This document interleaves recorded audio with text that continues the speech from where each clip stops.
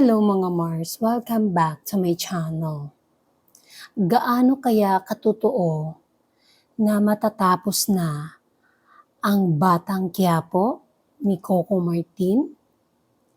Meron po kasi akong nabasa na matatapos na daw ang Batang Quiapo ngayong March. Magbe-break daw muna si Coco Martin at magpo-focus sa kanyang family, sa kanyang partner in life, kasama si Julia Montes at ang napabalita nitong mga anak.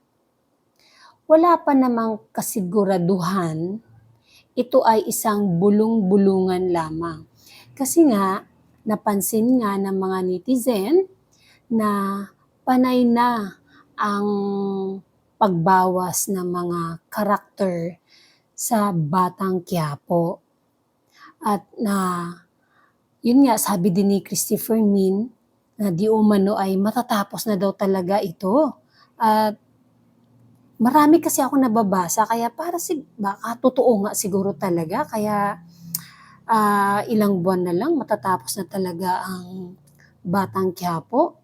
Pero ang final say dito ay kay Coco Martin. Abangan na lang natin ang sasabihin mismo ni Tanggol or ni Coco Martin.